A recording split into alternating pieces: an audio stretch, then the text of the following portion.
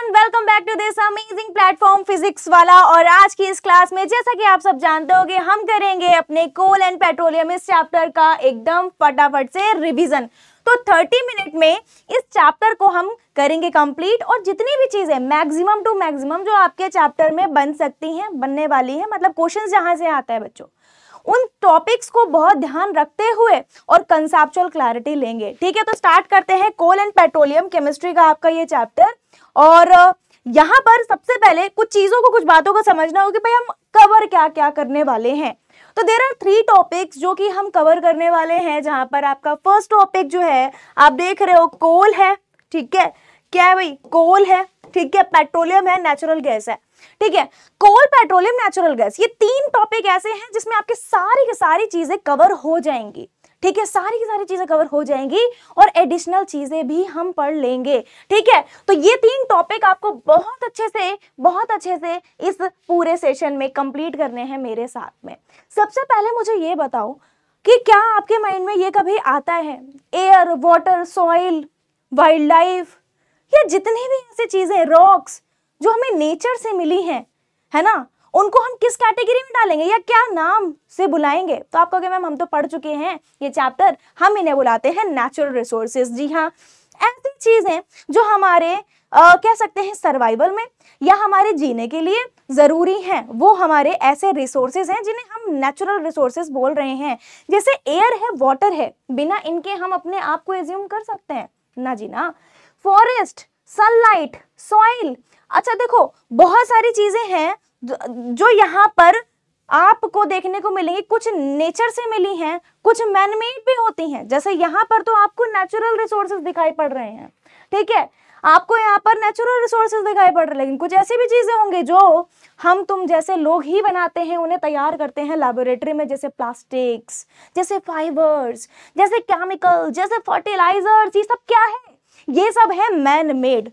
लेकिन हम उस तरफ नहीं जाएंगे, हम तो नेचुरल रिसोर्सेज की पूरी तरीके से बात करेंगे। तो इसका डिवाइडेशन देखना बहुत ज्यादा जरूरी है कि इससे पहले हम कोल की तरफ बढ़ें, कोल को समझें। क्यों ना हम एक बार नजर डाल लें कि अगर नेचुरल रिसोर्सेज को हमें एकदम माइंड में एकदम बिठाना हो कि कैसे कैसे ये डिवाइड होते हैं, तो भैया 2 तरीके से डिवाइड होते हैं यार। देखो, एक होता है इनएग्जॉस्टेबल, एक होता है एग्जॉस्टेबल। इनएग्जॉस्ट, अच्छा चलो उसे छोड़ो, एग्जॉस्ट हो गए, एनर्जी ही डाउन हो चुकी है, ये एग्जॉस्ट हो चुके हैं। ऐसा होता है कभी पूरे दिन के बाद, स्कूल से आने के बाद कोई कह दे कि अब तुम्हें होमवर्क करना है, अब तुम्हें ये क्लास करनी है, अब तुम्हें ये एक चैप्टर तैयार करना है, कैसा फील आता है? एग्जॉस्ट हो चुके हैं, बस अभी थोड़ी देर के लिए रहने दो।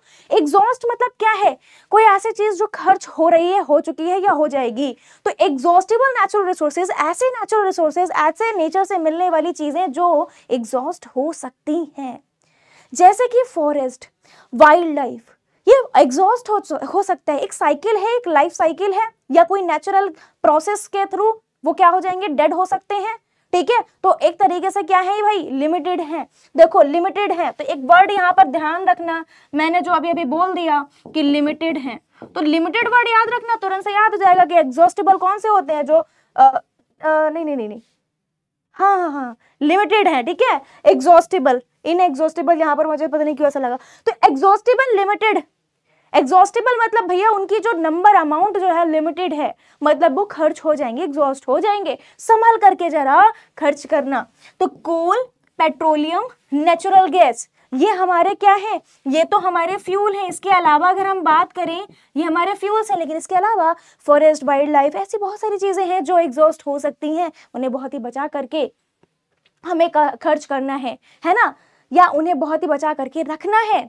ठीक है, तो कोल, पेट्रोलियम, नेचुरल गैस यहाँ पर हमने क्यों एग्जाम्पल में डाला है, मैंने क्यों आपको दिखाया? क्योंकि भाई ये फ्यूल्स हैं और इन्हीं की हम बात पूरे चैप्टर में करने वाले हैं, इंपॉर्टेंस इसकी है ना, यहाँ पर यही राज कर रहे हैं इस चैप्टर में।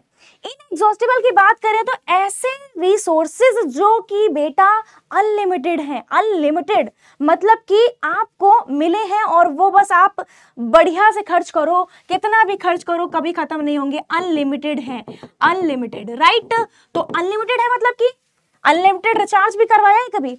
अनलिमिटेड है मतलब कि नंबर ऑफ मैसेजेस कितने भी करो। पहले ऐसा होता था, पता नहीं तुम लोग रिलेट कर पा रहे हो या नहीं कर पा रहे होगे। पहले के टाइम पे भाई अनलिमिटेड एक आता था पैक जिसमें नंबर ऑफ मैसेजेस कितने भी कर सकते हो, अपने दोस्त को हैप्पी न्यू ईयर विश करो, बर्थडे विश करो, करो खूब करो, ठीक है। दूसरा कॉल्स भी अभी देखते हो ना, सिम में रिचार्ज करवाते हो अनलिमिटेड, मतलब कि कोई दिक्कत ही नहीं भाई, एक बार चार्ज कराया कोई दिक्कत नहीं, खर्च होने की चिंता कोई नहीं। अब देखो यहाँ पर तो एग्जॉस्टेबल क्या है भाई, अनलिमिटेड है, मतलब कि आपको भरपूर मिलेंगे, खर्च नहीं होंगे, सनलाइट है, एयर है, ये सब अनलिमिटेड है, ठीक है। अच्छा वाटर को हमने यहाँ पर इसलिए नहीं डाला, वाटर अगर हम ड्रिंकेबल वाटर की बात करें, अगर आप बहुत ज्यादा बेकार करोगे, बहुत ही उसको यूज कर लोगे, है ना, बहुत ही ज्यादा यूज करोगे, बेकार करोगे, एक टाइम पर ऐसी भी कंडीशन आ जाती है जहां पर पानी नहीं बचता। बहुत सारे इंडिया में ऐसे क्षेत्र यानी कि एरियाज हैं। तो नेचुरल रिसोर्सेज से मैम समझ में आया कि फ्यूल्स हमारे किस कैटेगरी में आ रहे हैं, वो आ रहे हैं हमारे एग्जॉस्टेबल में, यानी कि कोल, पेट्रोलियम, नेचुरल गैस ये आ रहे हैं एग्जॉस्टेबल कैटेगरी में, यानी कि ये खत्म हो सकते हैं, इन्हें बचाना है, ठीक है जी। तो यहाँ से कोल एंड पेट्रोलियम की कहानी थोड़ा सा शुरू होती है, तो क्यों ना हम कोल की बात कर लें, तो क्यों ना हम एज्यूम करें कि कोल कैसे बनता होगा। तो कोल कैसे बनता होगा बेटा, ये थोड़ा सा मेरे साथ में चलो पीछे सालों में, कितने सालों में, लगभग तुम चलो मेरे साथ में 300 million years ago, 300 million years ago, हाँ, मतलब उस टाइम पर डेंस फॉरेस्ट हुआ करते थे अर्थ पर। नेचुरल कैलामिटी कोई आई, जैसे फ्लड, अर्थ को एक बहुत सारी होती हैं चीजें जो कि जब होती हैं ऐसी घटनाएं तो बहुत कुछ बर्बाद कर देती हैं। तो ऐसे डेंस फॉरेस्ट में जब ऐसे कोई नेचुरल प्रोसेस हुई, नेचुरल कैलामिटी आई जैसे कि फ्लड वगैरह, तो हुआ क्या कि वो डेड प्लांट और जो एनिमल्स उस वहां पर पाए जाते थे वो क्या हो गए, दब गए, कंप्रेस हो गए, सालों साल दबे रहे, सालों साल दबे रहे, सालों साल दबे रहे। मैम कैसे दबे रहे, देखो ऐसे, जो अगर हम बात किसकी कर रहे हैं तो याद रखना 300 मिलियंस ईयर्स अगो, है ना, इतने टाइम पहले की बात कर रहे हैं। डेंस फॉरेस्ट हुआ करते थे, है ना, तो डेंस फॉरेस्ट हुआ करते थे, कभी कोई नेचुरल प्रोसेस हुई तो उसके वजह से क्या हुआ कि वो डेड होकर के कौन, प्लांट्स, एनिमल्स, वो क्या हुए, कंप्रेस हुए। कंप्रेस को समझना बहुत आसान है, मतलब कंप्रेस बर्ड को समझना बहुत आसान है, मतलब कि तुमने कई सारे स्वेटर्स रख रखे हैं, कपड़े रख रखे हैं, उसके ऊपर भारी सी आपने क्या रख दी, कोई हैवी सा कोई आपने बॉक्स रख दिया, बहुत भारी सा, सपोज उसमें ईंटें हैं, ब्रिक्स हैं, दब जाएगा। सबसे नीचे वाला स्वेटर तो बिल्कुल एकदम दब जाएगा, दैट इज व्हाट, प्रेस हुआ वो, कंप्रेस हुआ वो, ठीक है, बहुत ज्यादा, तो कंप्रेस हुआ। तो इसी तरीके से वो जो प्लांट्स और एनिमल्स थे जो मर चुके थे, डेड हो चुके थे, वो क्या हुए, वो दबते चले गए अंडर द अर्थ, अंडरग्राउंड अर्थ में वो दबते चले गए, और उसके ऊपर क्या आता गया, सैंड, सॉइल, मड, वो सब आ करके उसे लेयर बाय लेयर दबाती चली गई। और फिर वो क्या हुआ कि वही जो लेयर थी, जो dead remains of plant and animal की लेयर थी, वही कन्वर्ट होने लग गई किसमें, कोल में। लेकिन जब कोल में कन्वर्ट हुई तो ऐसे इस तरीके से जब ये चीज हो रही थी तो उस टाइम पर भी कई स्टेजेस होती हैं, जैसे कि सबसे पहले अगर हम बात करें तो पीट का फॉर्मेशन होता है। एक और चीज मैं आपको बता दूं, पीट होता क्या है, ये सॉफ्ट मटेरियल, सॉफ्ट मैटर कह सकते हैं। सॉफ्ट मैटर मतलब कि माने ऐसे कि प्लांट और एनिमल जो आपके डेड रिमेन ऑफ प्लांट और एनिमल हैं, आधे कैसे हो चुके हैं, डिकम्पोज हो चुके हैं, आधे अभी बाकी हैं, तो कहेंगे पार्शियली डिकेइंग है, ये पार्शियली डिकेइंग फॉर्म है पीट। तो पीट बना, लेकिन पीट बना कैसे होगा ये भी समझना बहुत जरूरी है। पीट ऐसे बना होगा कि भैया हाई प्रेशर एचपी लिख रही हूं, हाई प्रेशर, ठीक है, हाई प्रेशर हाई टेम्परेचर की कंडीशन आई, हाई प्रेशर हाई टेम्परेचर की कंडीशन आई, क्या बन गई, बहुत ज्यादा प्रेशर था, लेयर बाय लेयर, प्रेशर बहुत ज्यादा लग रहा है, टेम्परेचर भी बढ़ रहा है, और वहां पर प्रेजेंस भी नहीं है किसकी, एयर की, तो नो एयर, तो हम ऐसे भी कह सकते हैं एब्सेंस ऑफ एयर। तो no air in the absence of air, high pressure high temperature पे जो है धीरे धीरे ये चीजें होना स्टार्ट हुई। क्या हुआ, सबसे पहले पीट बना, ईट के बाद में स्टेज आती है लिग्नाइट बना एक फॉर्म, ठीक है, उसके बाद में भाई बिटुमिनस बन गया, बिटुमिनस, ठीक है, बिटुमिनस बन गया। उसके बाद में क्या बना, उसके बाद में एंथ्रासाइट बन गया। और जब एंथ्रासाइट की बात आती है तो एक बात हमेशा याद रखना, क्वेश्चन भी पूछ लिया जाता है कि एंथ्रासाइट में ना हाईएस्ट कार्बन का परसेंटेज रहता है। क्या बना, पीट, जो एक सॉफ्ट फॉर्म होती है और पार्शियली डिकेइंग मैटर होता है ये। लिग्नाइट भी एक फॉर्म होती है ना, एक बिटुमिनस होता है, ठीक है, एक बिटुमिनस होता है, एक होता है एंथ्रासाइट। तो ये फॉर्म जो है हमारी आती है, ये हमारी जो फॉर्म है वो आती है, ठीक है। तो ये आपको समझ में आया, इतना समझ में आया, बिटुमिनस, ठीक है। एंथ्रासाइट में परसेंटेज जो है हाई परसेंटेज ऑफ कार्बन, समझ लोगे क्या सिंबल से, समझ लेना, हाई परसेंटेज ऑफ कार्बन, ठीक है, रहती है।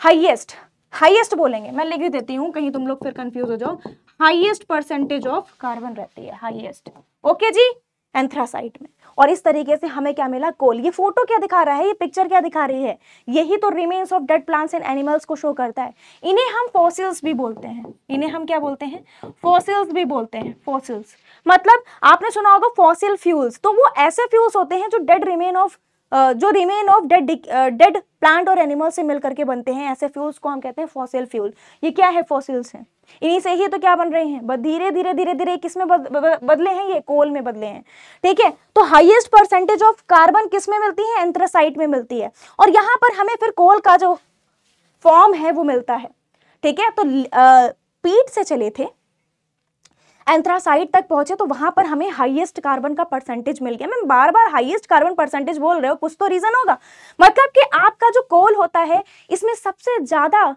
मिलता क्या है, कार्बन ही तो मिलता है। तो यानी कि कहने का मतलब क्या है, अरे किसी चीज में अगर हाईएस्ट परसेंटेज मिल रही है वो क्या है, वो क्या है, कोल ही तो है एक तरीके से। तो कोल हमें इस तरीके से मिलता है, कोल में कार्बन भी मौजूद है, हाइड्रोजन भी मौजूद है, ठीक है, और भी बहुत सारी चीजें मौजूद है, लेकिन कार्बन सबसे ज्यादा मौजूद होता है। अब यही कोल जो है इसके अपने जो यूजफुल प्रोडक्ट्स हैं वो आगे आपको पढ़ने को मिलते हैं। यूजफुल प्रोडक्ट का मतलब ये हुआ कि कोल को जब हम हीट करवाते हैं, और हीट भी स्ट्रांगली हीट करवाते हैं, और in the absence of air करवाते हैं, तो यही कोल जो है वो हमें कई सारे प्रोडक्ट्स देता है। क्या जानना चाहोगे कौन कौन से, जल्दी से रिवाइज करोगे।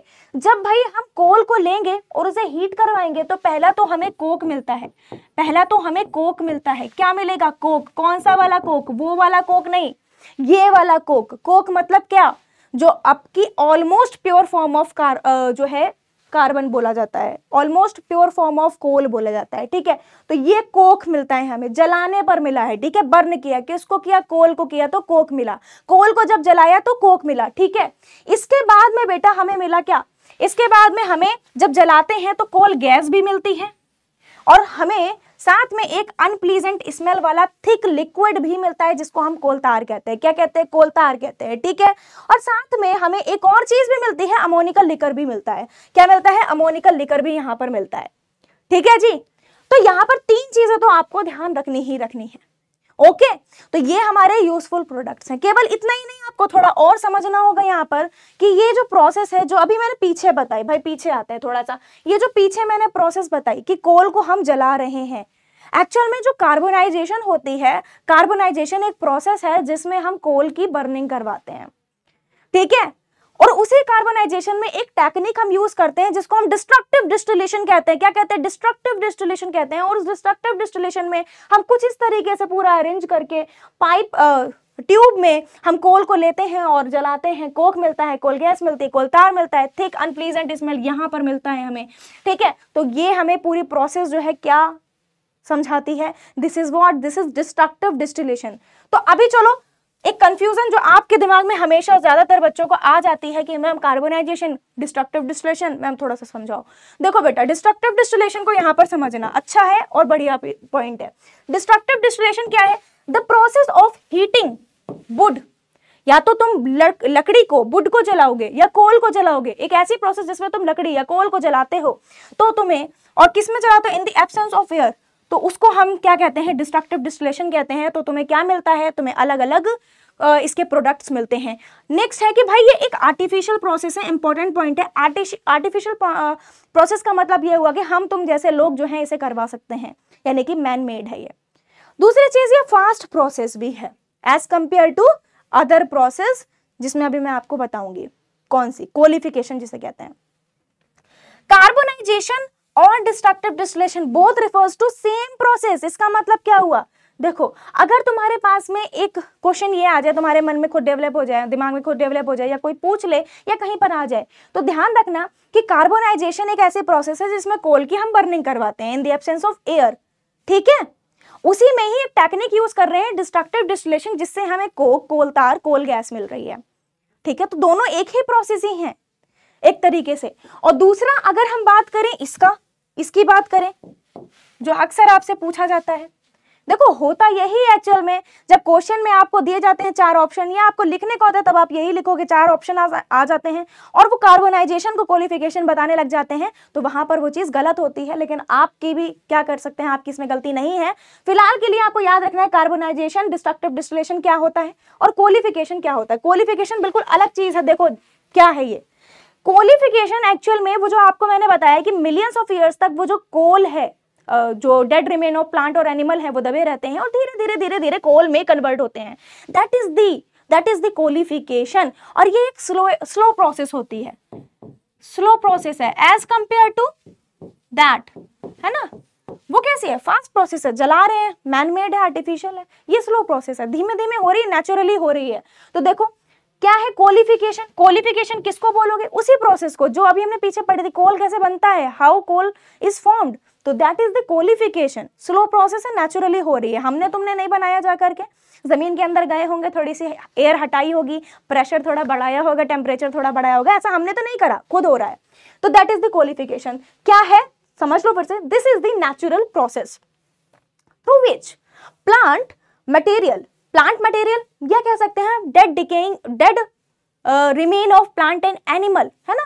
तो जिसको हम पीट भी कह रहे हैं, यहाँ पर हम डेफिनेशन को सीधे पीट से ले जा रहे हैं कि भाई ये पीट से सीधे ट्रांसफॉर्म जो हो रहा है, क्योंकि पीट है क्या एकदम से आप समझ जाओ, एकदम से आपके माइंड में आ जाना चाहिए कि एक सॉफ्ट मैटर जो कि कैसा है, पार्शियली डिकेड है, ठीक है। तो यहाँ पर देखो, this is the natural process through which plant material peat is transformed into coal over millions of years in the presence of heat and pressure। Heat बोले तो टेम्परेचर और प्रेशर में, हाई प्रेशर हाई टेम्परेचर की condition में। तो कोल कैसे बना, destructive distillation से हमें 3 प्रोडक्ट क्या मिलते हैं, ये आपको समझ में आया। Carbonisation, destructive distillation both refers to the same process and qualification is the different process. आप ये चीज समझे होंगे। तो यहाँ पर हम थोड़ा सा ओवरव्यू ले लेते हैं कि अभी हमने समझा था कि 3 चीजें हमें मिलती हैं, वो 3 चीजें क्या होती हैं, कैसे वर्क करती हैं। यानी कि कोक, कोल गैस और कोल तार, ये हमें मिलता तो है लेकिन इसका भी तो कुछ यूज होता होगा। जी बिल्कुल, यहां से क्वेश्चन आता है। तो कोल के 3 स्टेट में जो कह सकते हैं कंपोनेंट है वो मिलते हैं, ठीक है। कंपोनेंट तो इसी के ही हैं। तो कंपोनेंट सॉलिड, लिक्विड और गैस में कौन कौन से हैं। सॉलिड में बेटा आपका कोक होता है, सॉलिड फॉर्म है, हार्ड फॉर्म है। लिक्विड में बेटा आपका कोल तार होता है, लिक्विड फॉर्म है। गैसियस फॉर्म है कोल गैस। कोल गैस क्या है, जब आप कोल को बर्न करते हो और कोक को पाना चाहते हो, कोल को जब आप जला रहे हो तो कोक ही तो चाहिए आपको।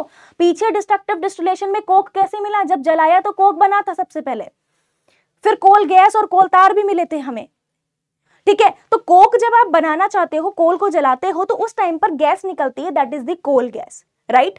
समझ रहे हो, चीजों को बहुत ही अच्छे से समझना शुरू कर दो अभी से ही, एग्जाम में ज्यादा टाइम है नहीं, तो इसी तरीके से आपको समझना है, इजी वे में समझना है चीजों को, ठीक है। पूरा चैप्टर आपने ऑलरेडी पढ़ रखा है, अब आपको सिर्फ रिवीजन करना है। तो यहाँ पर कोल की बात करें, यूजफुल प्रोडक्ट की बात करें, तो 3 यूजफुल प्रोडक्ट आ जाते हैं। पहला कोक हो गया, कोल तार हो गया, कोल गैस हो गया। चलिए आइए अब इंपॉर्टेंट पॉइंट पर आते हैं इन तीनों के, कि भाई हमें यहाँ पर क्या समझने वाली चीजें हैं हमारे लिए। जैसे कि कोक की अगर बात करें, कोक कैसा होता है, कोक जो है टफ होता है, पोरस होता है, मतलब टाइनी पोर्स, इसमें होल्स मिलते हैं, ठीक है। टाइनी मतलब तुम नहीं देख पाओगे लेकिन होते हैं वहां पर। तो पोरस होता है, टफ होता है, टफ मतलब हार्ड होता है। साथ ही साथ एक रिड्यूसिंग एजेंट का काम करता है। रिड्यूसिंग एजेंट मतलब कोई रिएक्शन हो रही है, उस रिएक्शन में इसको लिया जाता है जिससे कि भाई वो रिएक्शन को करवा पाए। क्यों करवा पाए, क्योंकि होता क्या है, ये इलेक्ट्रॉन को डोनेट करता है, खुद ऑक्सीडाइज हो जाता है। रिड्यूसिंग एजेंट क्या होते हैं, खुद ऑक्सीडाइज हो जाएंगे। तो कोक को उसी की तरह यूज किया जाता है, ठीक है, किसी रिएक्शन में। वो आगे आप रिएक्शंस भी खूब पढ़ा करोगे। दूसरी चीज, एक और पॉइंट ऐड कर लेना कि एक्सट्रैक्शन ऑफ मेटल में बेटा, मेटल्स में इसका यूज करते हैं। मेटल्स अपनी प्योर फॉर्म में तो होती ही नहीं है ना, उन्हें तो प्योरेस्ट फॉर्म में या प्योरर फॉर्म में निकाला जाता है, बनाया जाता है। कैसे, एक्सट्रैक्शन से, उनके ओर से उनको निकाला जाता है, तो एक्सट्रैक्शन के लिए इसका यूज किया जाता है। साथ ही साथ एक चीज और, मैन्युफैक्चरिंग ऑफ स्टील में इसका यूज करते हैं, स्टील को बनाने के लिए इसका यूज कर रहे होते हैं। ठीक है, तो ये बहुत इंपॉर्टेंट पॉइंट है। अब आगे चलते हैं। अगर हम बात करें कोल तार की, एक ब्लैक कलर का थिक लिक्विड होता है, गाढ़ा पदार्थ, और ये मेटलिंग करने के काम आता है रोड्स को। आपने देखा होगा रोड्स जब बन रही होती हैं, पहले तो उसमें कंक्रीट वगैरह सब कुछ डाली जाती है, उसके बाद में उसको सरफेसिंग की जाती है। वो जो मैटर होता है जो ऊपर से बिछाया जाता है वो होता है कोल तार। कोल तार बोलो, तो ये होता है वहां पर रोड की सरफेसिंग के लिए। लेकिन आज के टाइम पर हमारे प्रेजेंट में जो मटेरियल यूज किया जा रहा है, दैट इज व्हाट, प्रेजेंट में जो मटेरियल यूज किया जा रहा है दैट इज ब्यूटुमेन। ये इसे रिप्लेस कर रहा है, कोल तार को रिप्लेस कर रहा है ब्यूटुमेन। इसको ज्यादा अच्छा माना जा रहा है, ये रोड की सरफेसिंग के लिए काम आता है। तो ये मैंने इसलिए यहाँ पर बता दिया क्योंकि क्वेश्चन भी ऐसे ही पूछा जाता है, तो क्वेश्चन समझ रहे हो। मैंने कहा यहाँ से आता है क्वेश्चन, समझ रहे हो ना कहाँ से आता है क्वेश्चन। ठीक है, तो चैप्टर तो पूरा ही पढ़ चुके हो। अब कोल गैस की बात कर लेते हैं। तो जाहिर सी बात है, कोल गैस है, फ्यूल की तरह काम आएगी, कोल से मिली है, गैसियस फ्यूल की तरह काम आती है ये। Processing of coal to get coke कब मिलती है? प्रोसेसिंग में, जब कोल की हम प्रोसेसिंग करवाते हैं कोक को पाने के लिए, तो ये हमें गैस मिलती है जी। ठीक है ना, ये 3 पॉइंट याद रखोगे। बताओ जल्दी से, बढ़िया से आगे बढ़ रहे हैं इसी के साथ में। तो आपने यूजफुल प्रोडक्ट देख लिए हैं, अब हम आगे बढ़ेंगे और अपने नेक्स्ट पार्ट की तरफ बढ़ेंगे, यानी कि पेट्रोलियम। पेट्रोलियम क्या है? तो जिस तरीके से कोल में आपने देखा मिलियंस ऑफ ईयर्स लग जा रहे हैं, और तभी तो हम इसे एग्जॉस्टेबल में डाल रहे थे, कैटेगरी में। क्यों डाल रहे थे एग्जॉस्टेबल कैटेगरी में? क्योंकि इन्हें मिलियंस ऑफ ईयर्स लग जा रहे हैं बनने में, और किसी चीज को इतना टाइम लग जा रहा है बनने में, तो सोचो उसकी वैल्यू क्या होगी। एक बार खत्म हो गए तो फिर दोबारा कैसे बन रहे होंगे वो, सोचो। तो इसलिए इनको क्या करते हैं भाई, बहुत सेव करके रखते हैं। माइंस कह सकते हैं इनको, इनके लिए एक स्पेसिफिक जगह जो है उसमें इनको सेव करके रखते हैं। मतलब कि भाई बहुत देखभाल की जाती है और कम से कम यूज करने की सलाह दी जाती है। ठीक है, दूसरी चीज, अब पेट्रोलियम की बात क्योंकि कर ही रहे हैं तो मैं बता दूं आपको कि ये पेट्रोलियम वर्ड जो है ना, ये आप कई तरीके से समझते हो। पेट्रोलियम वर्ड जो है इसे ऑयल भी कह देते हैं, पेट्रोलियम गैस को ऑयल भी कह देते हैं, पेट्रोलियम गैस को हम क्रूड ऑयल भी कह देते हैं, पेट्रोलियम गैस को हम मिनरल ऑयल भी कह देते हैं। ठीक है, तो जो कि ज्यादातर जाना जाता है, आपने न्यूज़पेपर वगैरह में पढ़ा होगा क्रूड ऑयल, ये बहुत पढ़ा होगा। ये क्रूड ऑयल क्या है? रॉ फॉर्म है, किसी चीज की रॉ फॉर्म है। मतलब क्रूड ऑयल क्या है? किसी चीज की, क्या? पेट्रोलियम एक क्या है? एक रॉ फॉर्म है। और अब ये देखना इससे क्या क्या चीजें निकलेंगी जो तुम अपने डेली लाइफ में यूज होता हुआ देखते हो। Diesel, petrol, wax. ठीक है, तो ये सब यहीं से ही निकल रही हैं, इनके ही कॉन्स्टिट्यूएंट है वो, इसका ही। तो इसीलिए इसको हम बोल रहे हैं क्रूड ऑयल। अब देखो यहाँ पर पेट्रोलियम वर्ड जो है ना, इसका भी अपना एक मतलब है। पेट्रा मतलब रॉक और ओलियम मतलब ऑयल। तो ये एक ग्रीक वर्ड है, ग्रीक मीनिंग है इसकी। तो वहां से जहां पर ये जो है थोड़ी सी इसको हम एलोबरेट कर सकते हैं कि पेट्रोलियम क्या है। पेट्रा मतलब रॉक और ओलियम मतलब ऑयल, है ना। ये एक ग्रीक लैंग्वेज में इसको समझते हैं हम।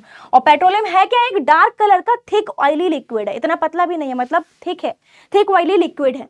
तो क्यों ना हम पेट्रोलियम के कुछ कॉन्स्टिट्यूएंट, जैसे कि मैम आप बता रही थी, उसको रिवाइज कर ले फटाफट से, और ये भी समझ लें कि ये कैसे बनता होगा। तो जिस तरीके से कोल मिलियंस ऑफ ईयर्स लग जाते हैं ना उसको बनने में, ऐसे ही पेट्रोलियम को भी बनने में मिलियंस ऑफ ईयर्स लग जाते हैं। और वो कैसे लगते हैं समझना चाहोगे? तो देखो भाई, अगर हम पेट्रोलियम के फॉर्मेशन की बात करें तो ओशंस में जो आपके प्लांट्स होते हैं, टाइनी प्लांट्स, छोटे छोटे प्लांट्स, और जो ऑर्गेनिज्म होते हैं जो उस ओशन में, पानी में रह रहे हैं, वो होते क्या हैं?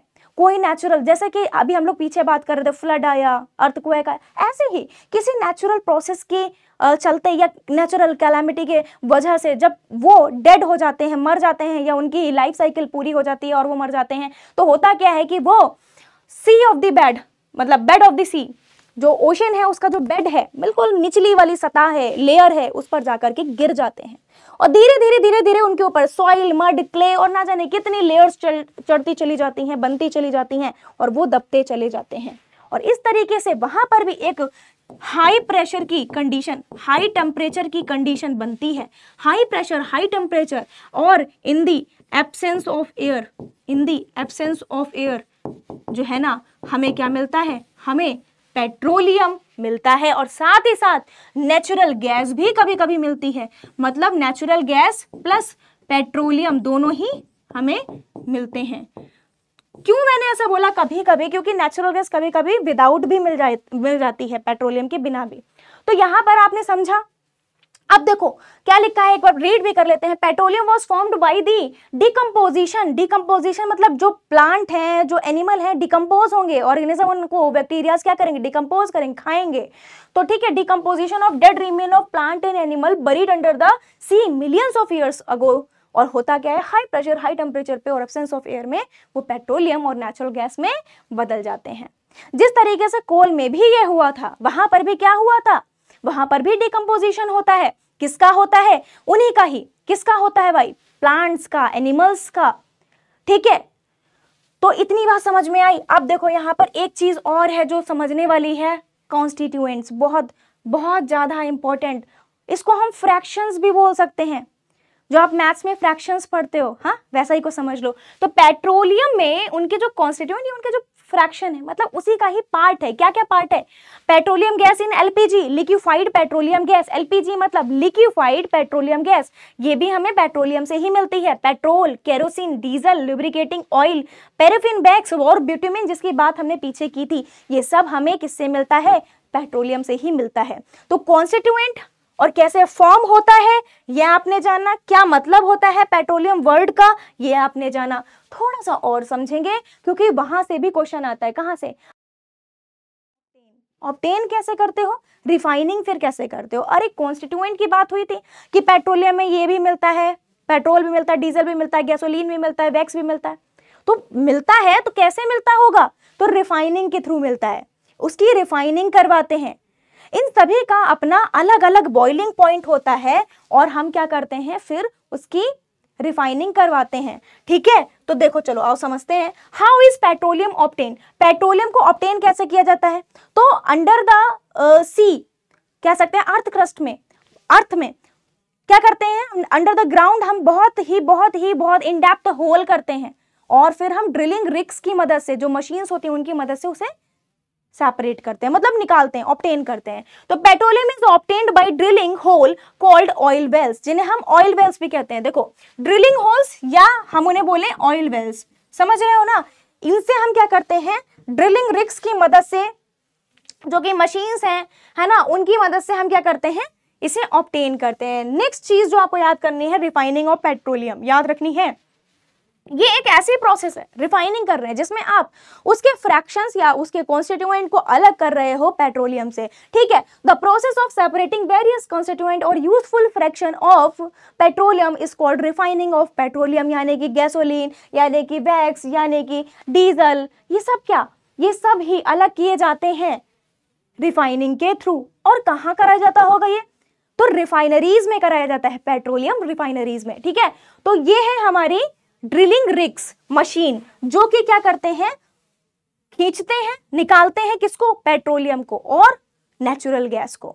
ठीक है, तो कभी कभी नेचुरल गैस साथ में भी हम निकाल रहे होते हैं, कभी कभी अलग से भी। ठीक है, मतलब नेचुरल गैस हमें कभी कभी अलग भी मिल रही होती है और कभी कभी पेट्रोलियम के साथ में भी मिल रही होती है।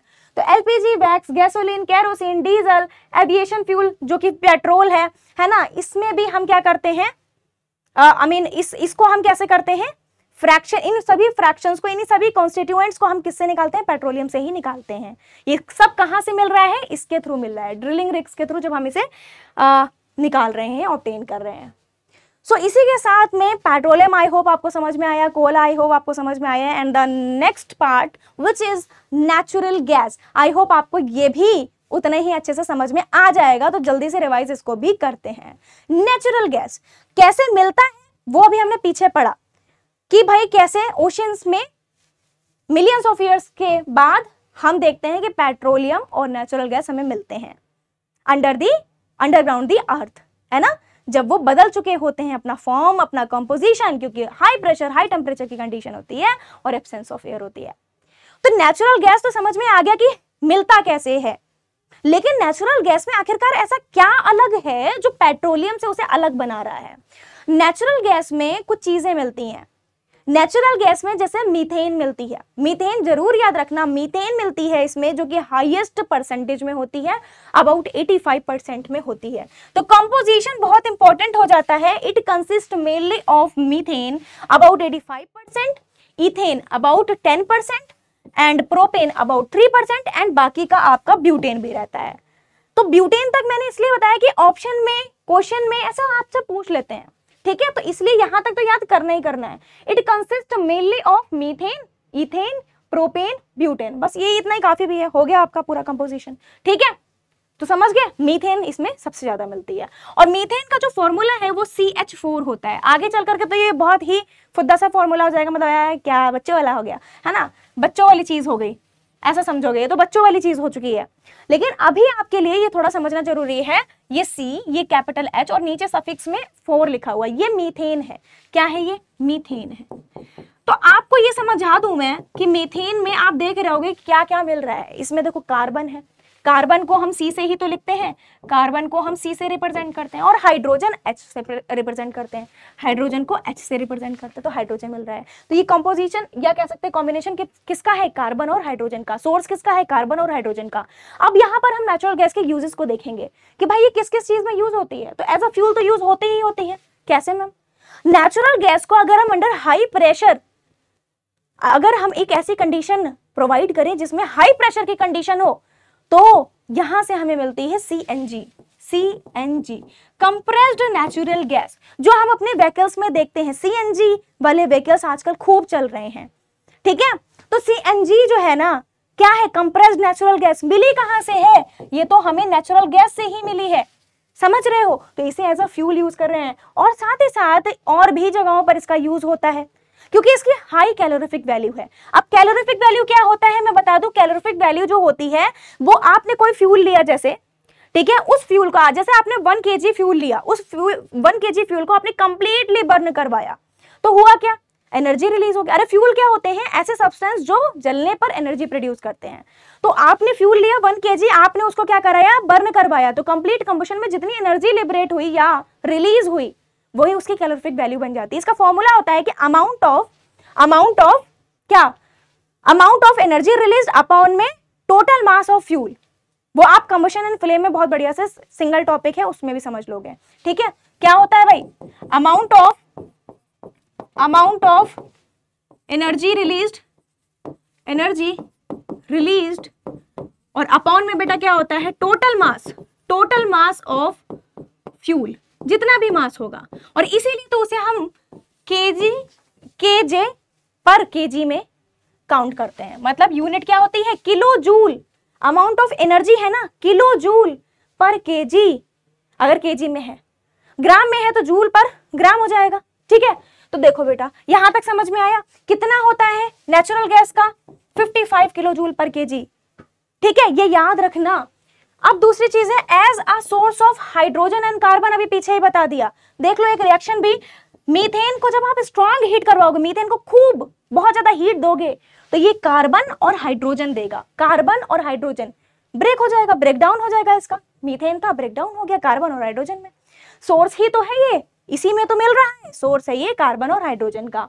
आई होप आप समझ पाए होंगे। तो अब नेचुरल गैस में इतनी बात समझ लिए। एक बहुत ही छोटी सी चीज जो आपको मुझे फाइनली बतानी है कि भाई ये याद जरूर रखना, पीछे बताया था कि natural gas is stored under high pressure as compressed natural gas. एक बहुत ही ईजीपीजी सा क्वेश्चन पूछ लिया जाता है कि सीएनजी की फुल फॉर्म बताओ, तो यही होती है compressed natural gas. Compressed natural gas, ठीक है, अंडर हाई प्रेशर की कंडीशन पे। Beside this CNG is used for power generation. Vehicles में आप देखते हो पावर जनरेशन के लिए और भी जगहों पर सीएनजी का यूज किया जाता है, ठीक है। इसके अलावा आपको याद रखना होगा कि नेचुरल गैस को हम स्टार्टिंग मटेरियल की तरह भी यूज करते हैं। ये जो नेचुरल गैस है इसको हम स्टार्टिंग मटेरियल की तरह यूज कर रहे हैं। कोई भी चीज बना रहे हैं उसकी मैन्युफैक्चरिंग में जो स्टार्टिंग मटेरियल लगा रहे हैं, नेचुरल गैस लगा रहे हैं, तो इसके लिए भी ये खूब काम में आता है। फर्टिलाइजर्स, अलग अलग के केमिकल्स, वो यहाँ पर जो है बनते हैं इसी के ही मदद से। Natural gas is also used as a starting material for manufacturing of the chemicals and fertilisers. I hope आप समझे होंगे। अब क्योंकि हम बात कर रहे हैं मैन्युफैक्चरिंग की, डिफरेंट अभी हमने की कि भाई केमिकल्स मिलते हैं, फर्टिलाइजर्स मिलते हैं, तो क्यों ना हम एक बहुत ही स्पेशल, बहुत ही छोटा लेकिन बहुत ही खास एक वर्ड जो है उसे समझ ले, पेट्रोकेमिकल। पेट्रोकेमिकल क्या है? पेट्रोकेमिकल जो है ऑब्टेन होते हैं, या ऐसे सिंपल भाषा में समझो किससे बनाए जाते हैं? Natural gas, petroleum. किससे मिलेंगे? Natural gas, petroleum. पेट्रोकेमिकल कहां से मिल रहे हैं? पेट्रोलियम और नेचुरल गैस से मिल रहे हैं, बन रहे हैं, बनाए जा रहे हैं, ऑब्टेन हो रहे हैं। ठीक है, पेट्रोकेमिकल जिनका हम यूज किस किस में कर रहे हैं? बहुत सारी चीजों में, पेंट बनाने में, ठीक है, फाइबर्स बनाने में, डिटर्जेंट्स बनाने में, मतलब पता नहीं डेली यूज की कितनी सारी चीजें बनाने में। तो petrochemicals obtain from petroleum and natural gas which are used in the manufacture of detergent. Fibres कई टाइप के होते हैं ना, जैसे पॉलीस्टर, नाइलॉन, एक्रिलिक, ठीक है, तो उनके लिए पॉलीथीन, और या फिर जो मैनमेड प्लास्टिक्स होती हैं उनमें इसका यूज किया जाता है, इसको बनाने के लिए। इन्हीं को ही पेट्रोकेमिकल कहते हैं। कहां से बनते हैं ये? किसके बने हुए होते हैं? नेचुरल गैस और पेट्रोलियम के, और इसका यूज करते हैं हम कई सारी चीजों को बनाने में, उन्हीं को ही हम उसको हम एक नाम दे रहे हैं, ये क्या है? पेट्रोकेमिकल्स हैं। ठीक है जी, बहुत बढ़िया। तो इसी के साथ में इस चैप्टर को बहुत अच्छे से रिवाइज तो तुमने कर ही लिया है, तो एक क्वेश्चन जरूर लगा करके जाओगे, कमेंट में मुझे जरूर बताओगे कि इसका आंसर क्या होगा। और नेचुरल गैस कंप्राइजेस क्या कंप्राइज करती है? 4 ऑप्शन है।